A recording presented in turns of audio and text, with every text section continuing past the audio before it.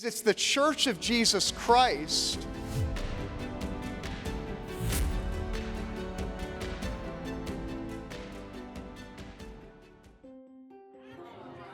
These days, all the way down to kindergarten, kids are being estranged from their own body. They're being alienated from their own body.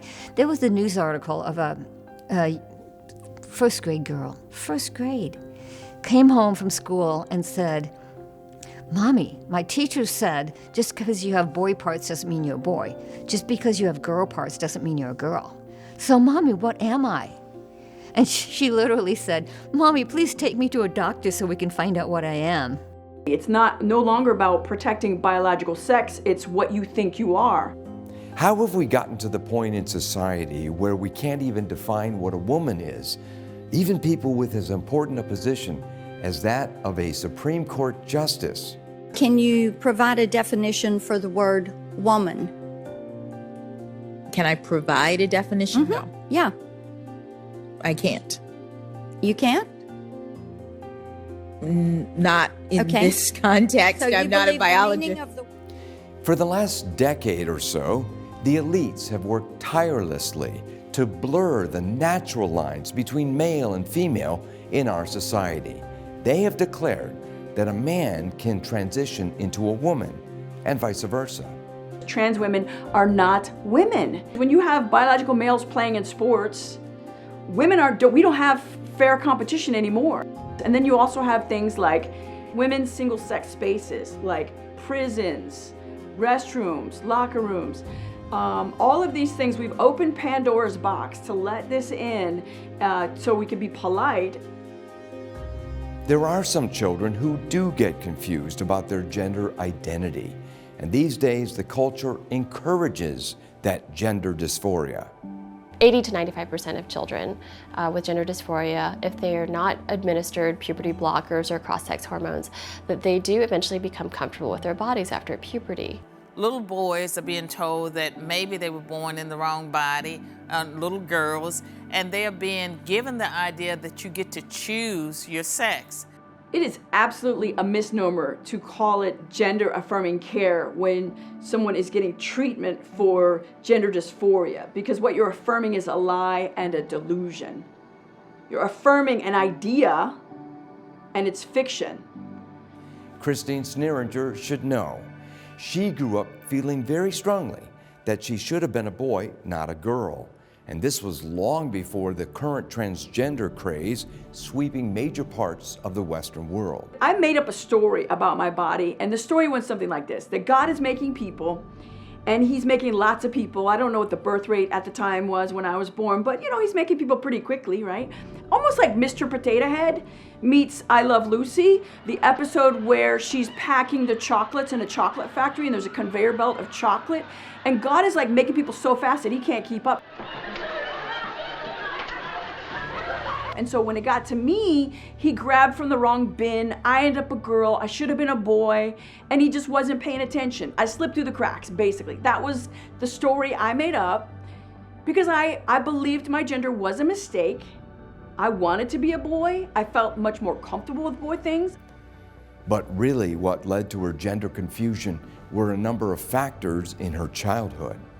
I grew up with domestic violence, and as I got a little older, I was sexually abused by a cousin.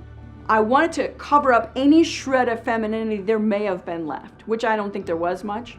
So I was routinely mistaken for a boy growing up. I was called sir, son, and young man. I was a tomboy. I played sports, and I wanted to be like the other guys in the neighborhood. In fact, my name is Christine, and I only went by Chris. I hated my name because Christine is a girl's name, because I hated my body, because I hated being a girl. I gravitated toward anything masculine out of a desire to protect myself. Honestly, I'm glad I was a child of the 70s because I didn't have access to these drugs, to these surgeries. Later, when she was in college, she began to get involved in the lesbian lifestyle with no thoughts about God, much less His design of sexuality and gender.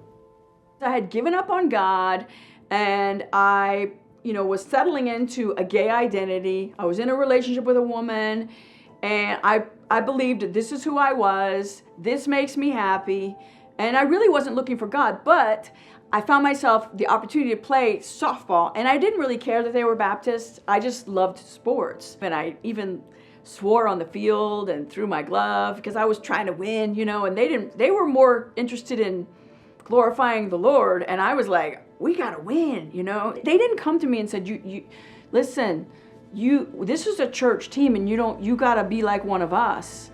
Because I would have left.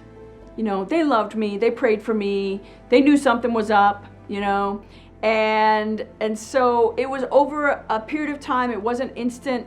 I noticed that they had a love for each other and a care for each other that was really compelling and attractive, I thought I was there to play ball, but God had other ideas.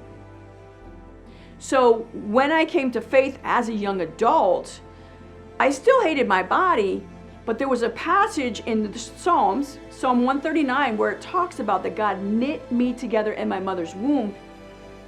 As a Christian, as a new believer, I was kind of like, well, okay, well, I wish he hadn't done that, meaning God. And I think it was a mistake, but I'm gonna lean into it. I'm gonna trust that you're God, I'm not. You're bigger than me. I may not understand the reason, but I'm gonna go with it, I'm gonna lean into it. I just began to explore, what does it mean to be a woman? And the other thing that was really helpful was I was meeting safe men for the first time in church culture. Men who treated me with dignity and respect. I didn't realize how healing that was going to be for me in this whole journey. Christine Sneeringer has been involved in ministry for years now, boldly and gently helping others who want to be free from the homosexual lifestyle through the power of Christ. She has a heart for those who are believing the transgender myth. People are being sold a lie. It's not true. You can't really change your sex. And I think children are being led off a cliff. And I'm grieved by that. And that's why I, want to do whatever I can to draw attention to this and to encourage people to wake up to these realities so that they can protect their kids. I'm living proof of the power of intercessory prayer, because people were praying for me when I didn't know it, when I wouldn't have wanted them to, because I thought I knew what I needed to be happy.